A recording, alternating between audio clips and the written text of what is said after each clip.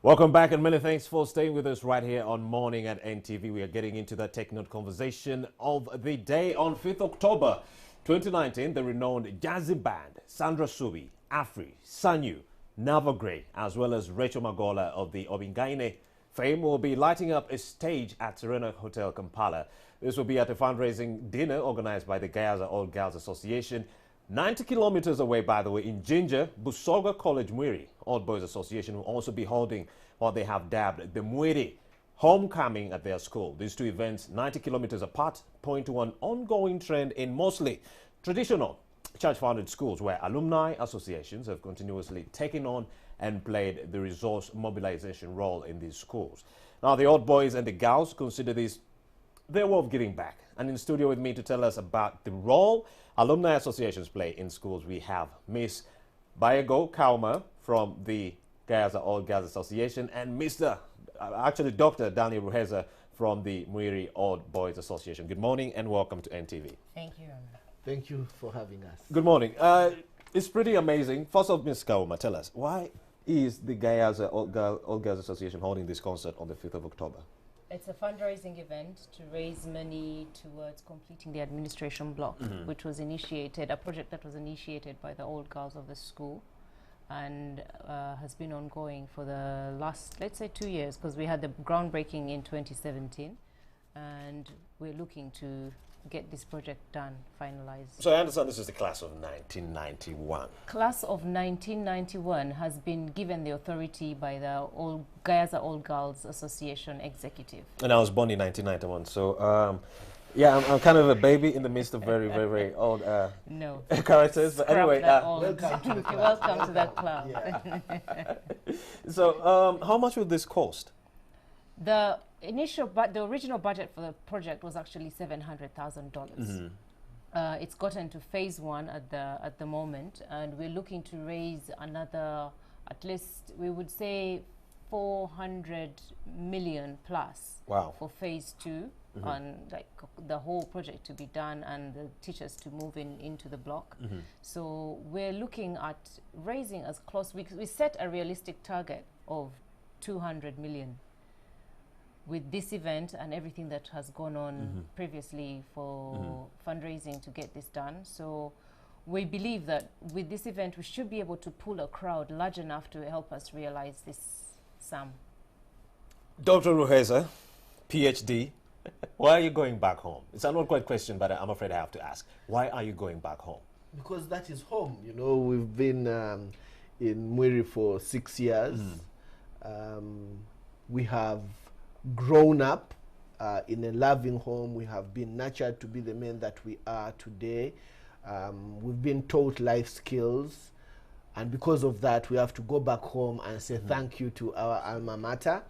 We also need to give back to the young ones that are there, encourage them to work harder. We're going back to play. We have a football match that is going to take place. We have fundraising activities that have been going on that we need to continue energizing each other about.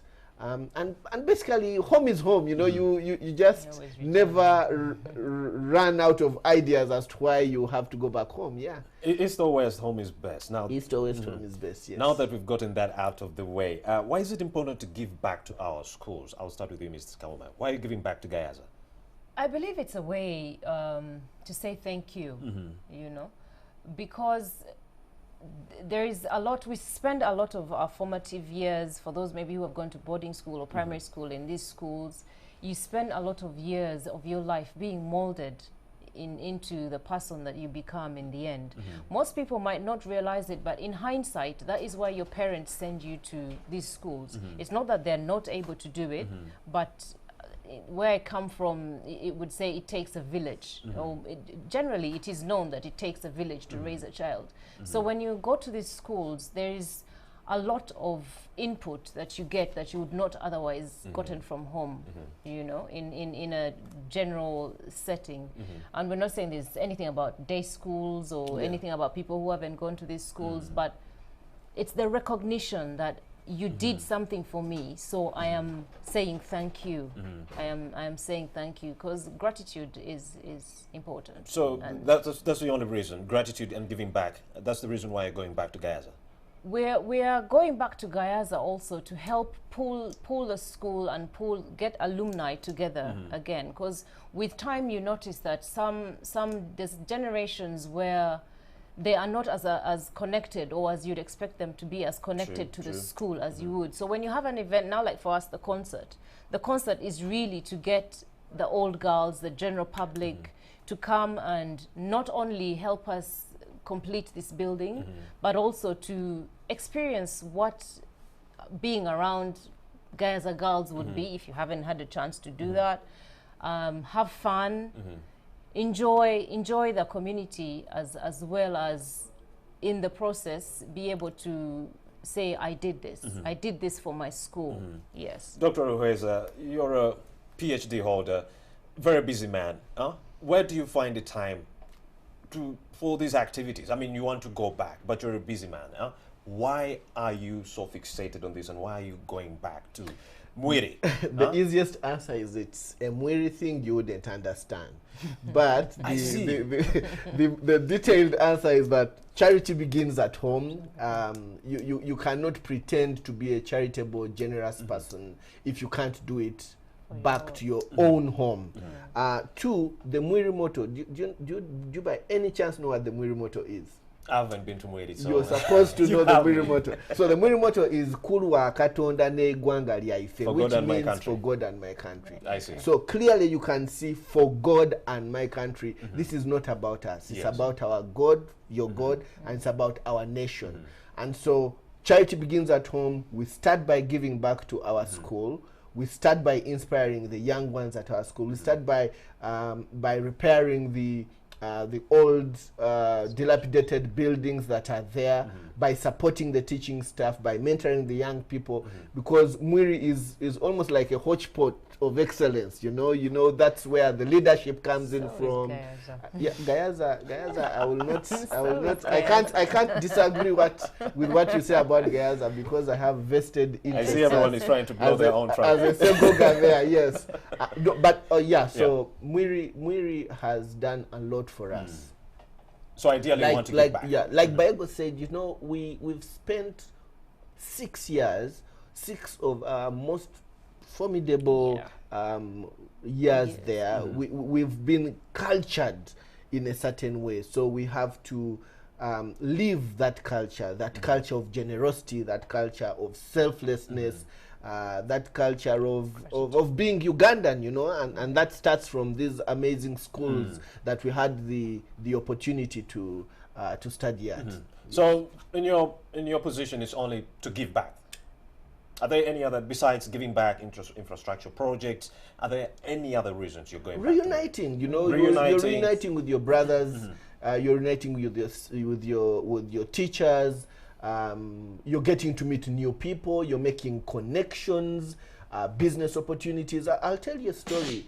I did some legal work for one of my old boys, and even when I thought it was a pro bono thing, free service and so on, he called me and said, I have to pay you back, because what am I going to teach if I cannot pay you for the services that you have rendered to me? So it is making those connections, building relationships, business transactions, planning together, networking, and Mwiri is actually a very beautiful place to be. And you would like to see that? Yes, we have to see that again. I don't think there's any school, Gaza notwithstanding, that has such an amazing view that Busoga College Mwiri has. Yeah, so I mean, we have to go back, we have to feel happy, we have to dance and celebrate. So yeah, we're going back. So you did mention that one of the reasons you want to go back, stamp out, actually promote the culture of selflessness among the young people right there, by sharing your experiences. But then right now, we realize in this day and age, the young people, because you're the class of 90, she's from the class of 91, 29 years ago, 28 years ago. Yeah, wow. A very long time. What a privilege to be alive, this long. Thank you, Lord, for life. I was feeling diapers at the time, but it's all good. Yeah, so, yes. the culture of selflessness is dying out. We must agree. And that is why. We've realized that young people are not going back to their schools. When you go to America, you have students very, very proud of Harvard. Oh, I'm from Harvard, I'm from Yale. But then in Uganda, you ask someone, oh, which university? They'll only allude to the secondary schools. They won't actually mention these other schools. Yeah. So how best can we promote the culture of selflessness among the young people right now so that they could borrow a live and be like you guys?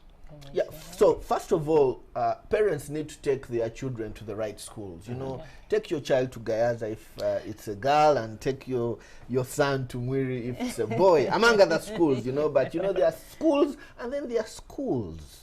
You know, so first of all, take your child to the right school, because it is the school that inculcates certain characters, certain values, you know, certain behavior traits.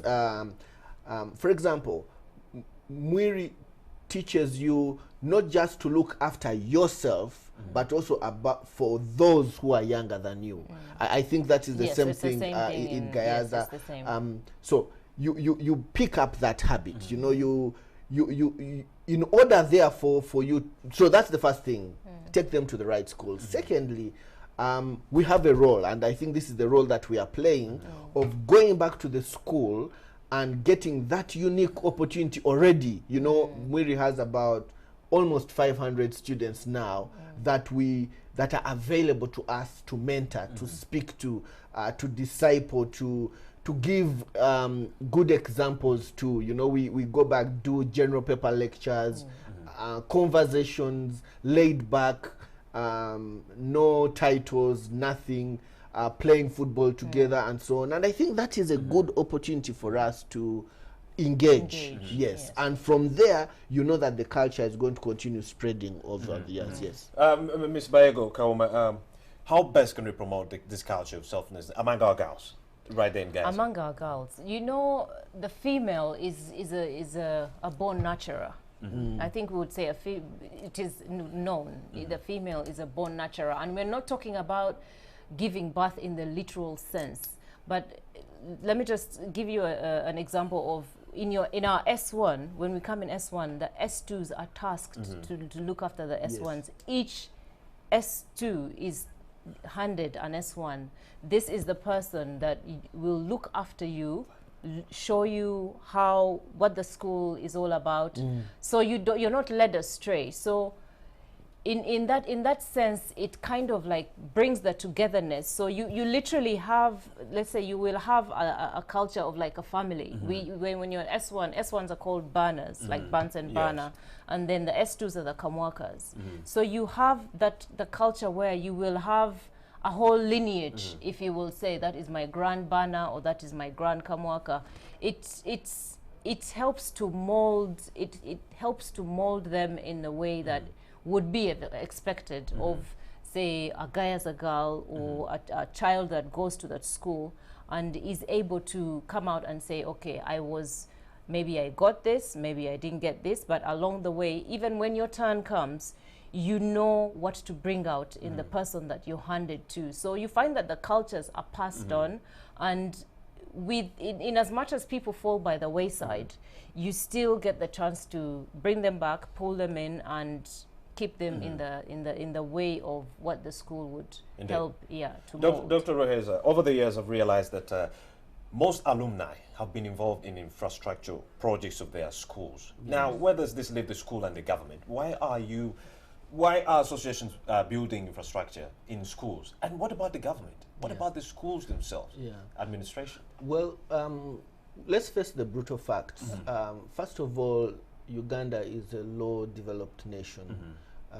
We are trying to get to the middle-income status, as you've had that conversation, but we are not there yet. The population is growing, and the resource envelope is not as big as you'd want it to be. And so therefore the government can only do so much. But even then, government normally provide the enabling environment to allow non-government organizations, donors and others, including alumni associations, to come in and support.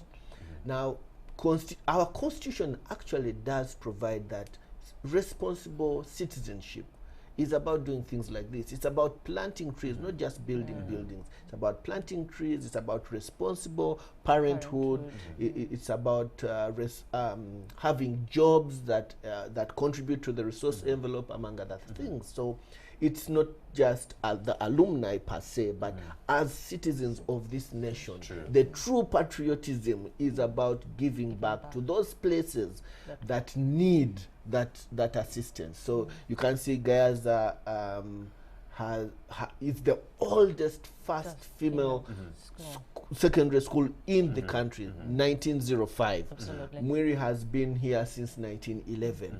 So the infrastructure that we had in those days, certainly, dilapidated now. Yes, and it was geared for a certain number of students at the time. Yes. So the numbers grow, but the infrastructure doesn't grow. I mean, you're not going to sit and wait when you have people who have the resources to help you develop all of this stuff. So you call on them to come, let's do this. In my culture, they say, agali awamuge galumenyama. Yes, so now, Ms. Bayego, if alumni are the ones involved in the construction of infrastructure projects in their schools, won't this involve some kind of laziness on the part of government?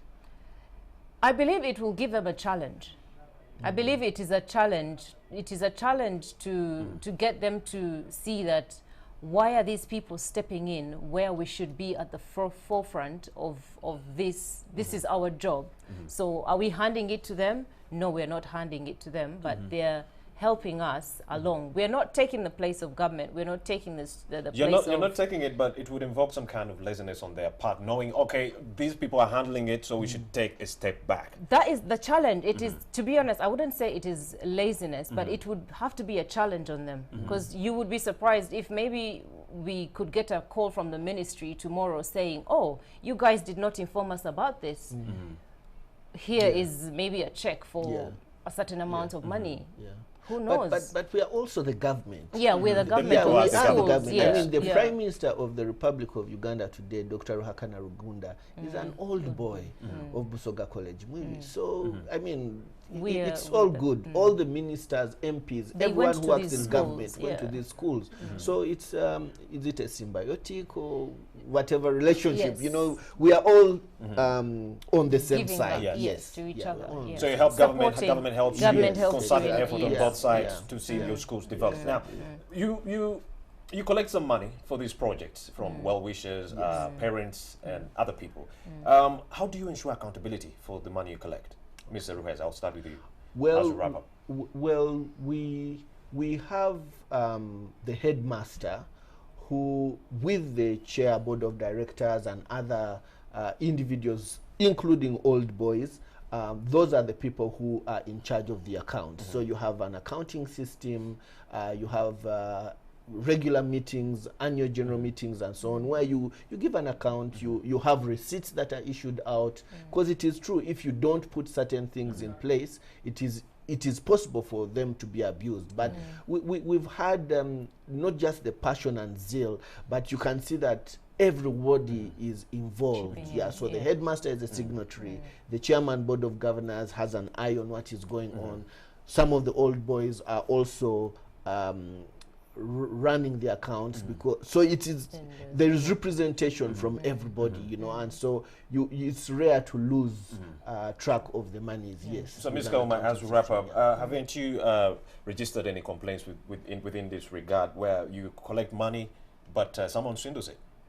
That has never happened in Gayaza. It would not happen. On top of being unethical, it is not something that you would pin down on lack of professionalism, which could be a trend in what would be like the swindling. And also we have professionals in these alumni who we have accountants, we have auditors, we have people who are strict. They stick to the constitution of the executive or the alumni association, and accountability is top of that. Accountability is top of that. So no, we have not had any situations. Gayaza, All Girls Association, Alumni, Bayego Kauma, and another one from Mwiri Old Boys Association, Dr. Danny Ruheza. Thank you for making the time to come to speak to us. Thank you for having us. It's really great what you're doing, and it really spells out patriotism in capital letters, what you're doing. Thank you. But we would like to see the young people involved in this. Yes. That is why Gayaza High School All Girls Association did this concert, because we need the young Indeed. ones on board. So they Indeed. should all come in on Saturday at the Serena. So on Saturday at the Serena Conference Center, there will be something Victoria that Hall. is happening from the Gayaza Old Girls Association and the Muiri Old Boys Association all the way in Jinja on the same day, the 5th. Well, that show comes to an end. Right now, we take a very short break. We'll be right back with your birthday shout-outs and a lot more. Keep it here.